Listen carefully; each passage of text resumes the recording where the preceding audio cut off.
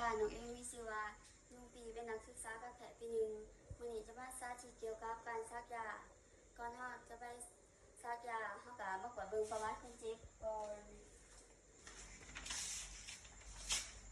คนเจ็บมีชื่อว่าสุริตเลอเดชมุนซ้อนอายุ29 ปีบ้านทุงนครปากเซ่แค้นจะมาซัก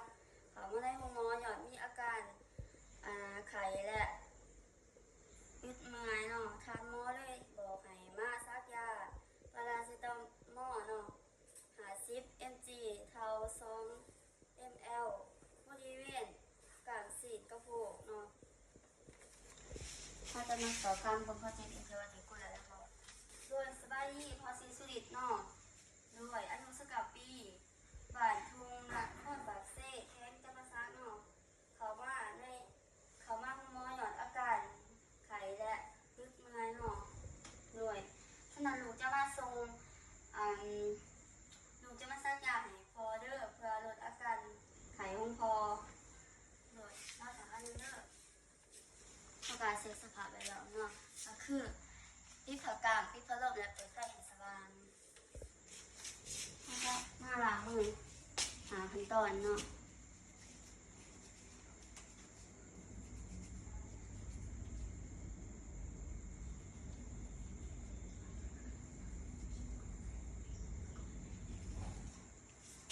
เขาจะมาเช็คเบิ่งยาเนาะว่าเบิดอายุบ่แล้วหรือบ่เนาะแล้วกลมกับยาที่ว่าหมอสั่งหรือบ่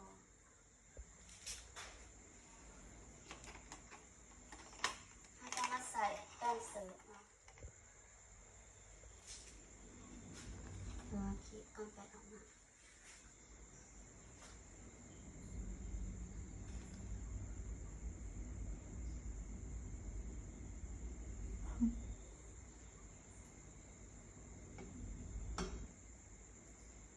เดี๋ยวคือ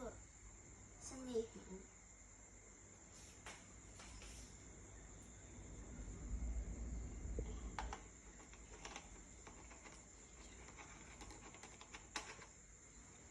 เขาก็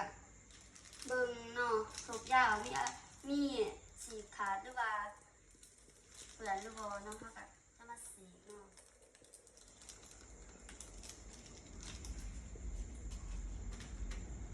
หัวเข็มก็คือการเนาะทีเนาะ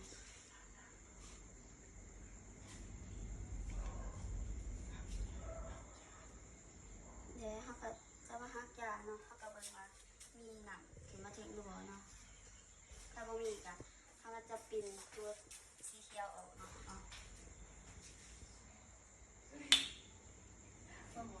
ทีแล้วเนาะเขาก็จะมาเปลี่ยนหัวเข็มเปลี่ยนโลดเปลี่ยนไม่ใช่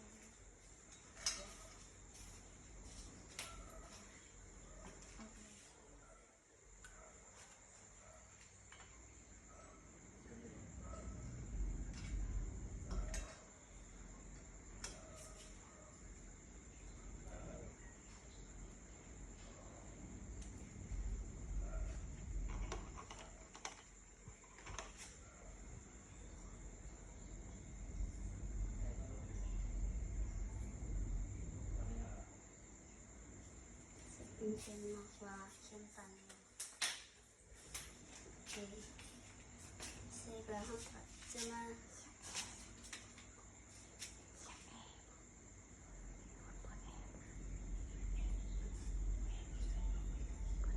มันจะใส่ถุงมือหนูถุงมือก็เป็นถุงมือสะอาด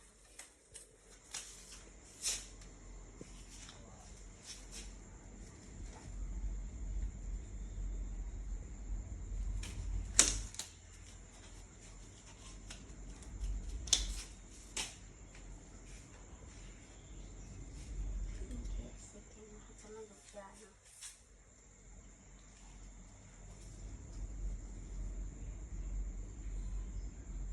เขาจะดูซ้ำปริมาณที่ว่าเขาจะซักให้เขาเจ็บนะ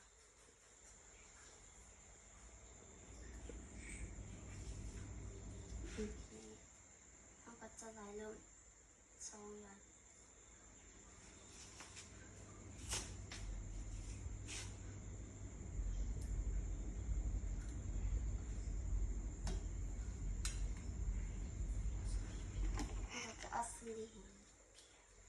แล้วสนิทเปียก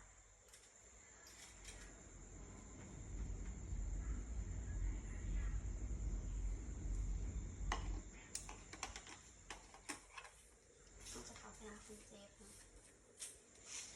เพราะหลานเขาจะถ้าจะเปิดแต่เฉพาะบริเวณที่ว่าถ้าจะซักของคุณเจฟเท่านั้นเนาะ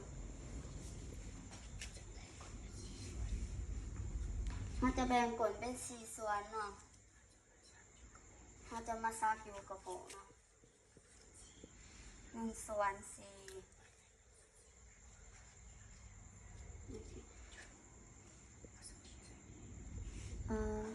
ก็คือ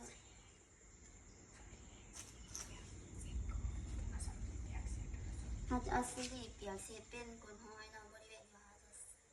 ซักโอเคแล้วเนาะ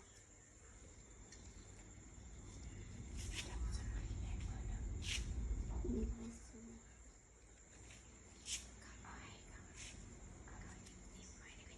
เท่ากับเนี่ยเท่ากับยังเอาน้ำแนวน้ำมันเนาะถ้าจะซัก65 90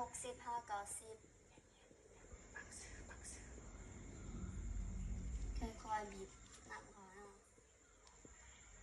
แล้วเราจะถอดโอเค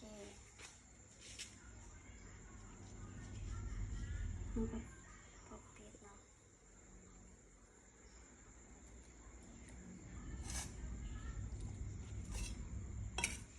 แล้วด้วยแม่แล้วด้วยพอค่ะว่ามีอาการแบบว่าพื้นแดงมีอาการแพ้ยาอีกอย่างก็บอกพยาบาลเท่าใดเลยเด้อ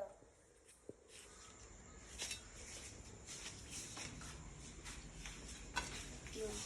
มันจะถอดตรงนี้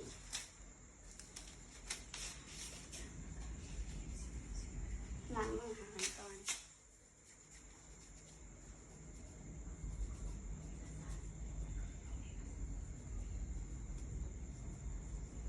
แล้วก็ถอดแมสมันจะ